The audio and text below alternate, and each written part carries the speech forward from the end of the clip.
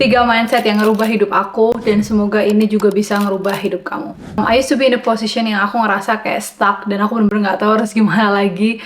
Rasanya kayak universe tuh gak mendukung aku, dan itu sepenuhnya salah. Karena, I grew up in a small village yang benar-benar mindset is not something that actually people care about. Mereka benar-benar cuma fokus soal, pendidikan yang tinggi, kerja di luar negeri, gaji yang banyak, and all of this. And they lack of emotional support. Mereka nggak tahu soal seberapa penting psikologi bagi tumbuh kembang anak kecil. Kayak I grew up with the lack of the love also. Jadi dia 3 mindset yang ngerubah hidup aku. Yang pertama adalah boundaries over burnout. Jadi menjadi seorang yes person atau orang yang selalu bilang iya dan yes, itu mungkin bikin kamu disukai sama banyak orang. But you need to remember, kalau kamu punya boundaries dan batasan, kamu jadi lebih powerful.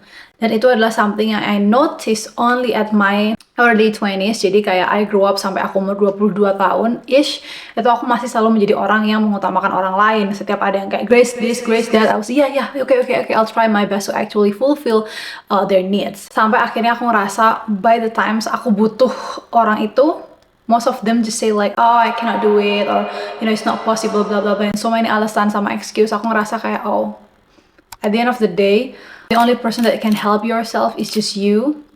Jadi please stop jadi orang gak enakan dan prioritasin diri kamu sendiri. So love yourself, and having a boundaries doesn't mean you're selfish. That means that you love yourself more than others, and that's how it's supposed to be, and that's normal, okay? Yang kedua adalah systems over motivation.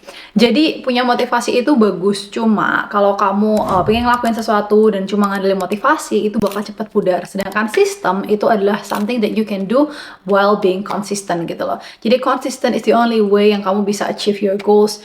Dulu aku setiap mau ngelakuin sesuatu harus nunggu sampai mood aku bagus dulu. Sedangkan mood kamu bagus itu kayak once or twice or 3 times in a week or bahkan in a month, especially sebagai seorang perempuan.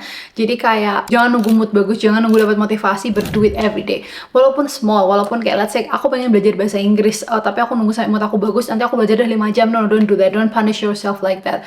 Jadi saran aku lebih baik kamu belajar 1 menit, atau cuma 2 menit, atau cuma 5 menit kamu luangin. Kamu mau belajar bahasa Inggris, kamu mau baca buku, or whatever your goals is, kamu mau journaling, at least every day you do it, walaupun cuma sebentar, tapi kamu konsisten every day. Dan lebih baik lagi kalau kamu punya schedule yang jelas dan follow the system. Yang ketiga adalah self-forgiveness over shame. Aku memaafkan diri aku sendiri di masa lalu karena dia berjuang atau bertahan dengan satu-satunya cara yang dia tahu. Maksudnya di sini adalah, I'm growing up, this is my first life, ini hidup pertama aku, jadi aku nggak tahu mana yang benar, mana yang salah. The only way I can know it by experience them. Jadi satu-satunya cara aku bisa tahu semua itu karena ketika aku melaluinya. Jadi kalau aku lihat ke belakang dan aku ngerasa kayak, harusnya aku gak ngelakuin itu, harusnya kayak stop regret that and stop being ashamed of yourself. Karena please be kind, ini pertama kalinya kamu hidup di dunia ini, jadi kamu gak harus perfect, kamu gak harus langsung sempurna saat ini pertama kali hidup kamu. Jadi maafkan kesalahan-kesalahan yang pernah kamu lakuin di masa lalu. The only way that you can actually reimburse it, kamu nggak bisa balik ke masa lalu kan, jadi the only way you can change that is by fixing or like planning your future and live the present or your moment right now. Jadi change to be better, learn from it, and never hate or resent your old self, karena itu adalah satu-satunya cara yang dia tahu untuk bertahan pada saat itu.